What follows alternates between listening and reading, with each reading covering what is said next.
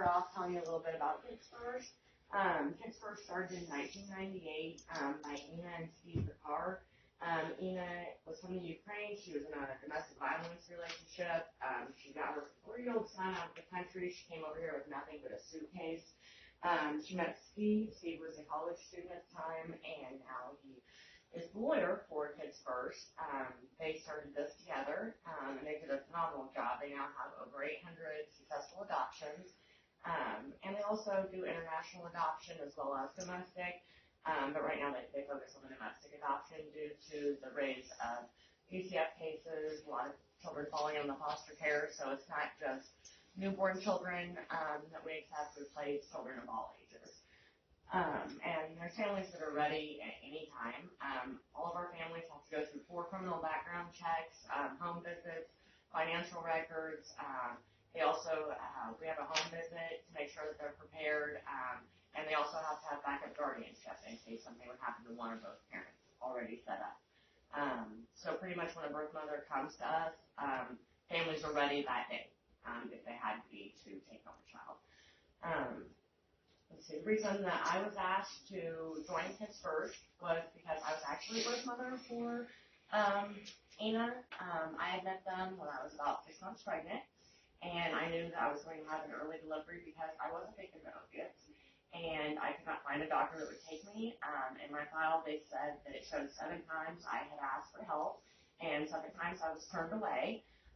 Opiates is a drug that you can't just stop taking while you're pregnant because you will instantly go into labor. They say you have a 40% chance of going into labor, but you will. In July, I tried to stop, and labor was in labor for 5 days. Luckily, I was 3 days over the 6-month mark, and before that, they just let you go into miscarriage. After that, they do try to save the baby. So anyway, that was the first time I stopped. The second time, I sat in the doctor's office, and I refused to leave until they put me on a pill called Suboxone, which the pregnancy form of Subutex. I'll get into that here a little bit later. It's just something that kind of replaces the opiates in your brain and helps you safely transition without the death feeling withdrawal. But anyway, so I'm sat in the doctor's office, and I told her, it's for Community North. I will not leave. You're going to have to get security unless you write me Suboxone. I understand that not just any doctor could write it. You have to have a special license to write it. And there's only so many doctors per capita per county. Park County is showing 1 doctor that is licensed to write it, and my understanding even getting into him is about impossible right now because each doctor is only allowed so many clients.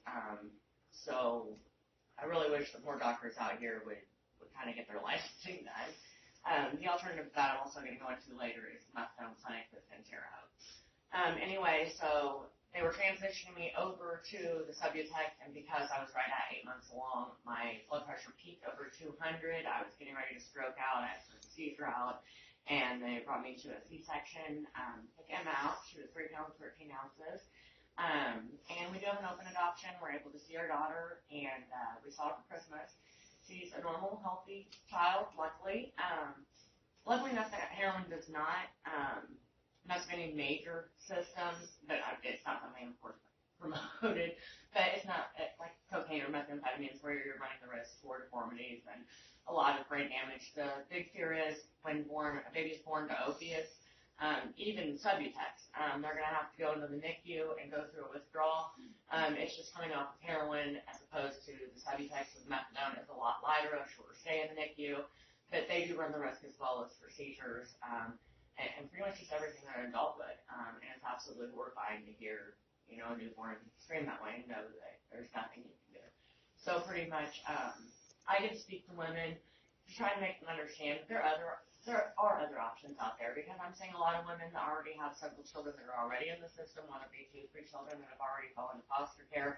They're pregnant now. They think they're going to be able to get their other children out of foster care and raise this child, when in all reality we have all those stresses at one time, because they're jumping through this hoop and that hoop, trying to prove to everybody they're doing the right thing. Now they've got a newborn baby, the financial responsibility, not to mention the emotional.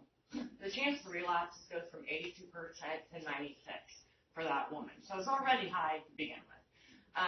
So you just pretty much, chance to relapse, I don't want to say it is going to happen, but it probably realistically is. And if you would have told me that, at the time, no, I'm going to be fine, So coming from someone, talking an addict to an addict, they tend to listen to me a little bit more just because I can say I made that mistake, I was you, and there is hope at the end of the tunnel. But, there are ways to rectify your situation just a little bit better than some. And I don't judge anybody on mistakes they make or anything. I just kind of took mine and went public with it. Everybody has their own demons in their closet, and we're not here to judge each other, so let's help. So anyway, I'm going to explain a little bit about what an opiate actually is, how to identify use when you walk into a home, and what to do if you walk into an actual overdose. First of all, an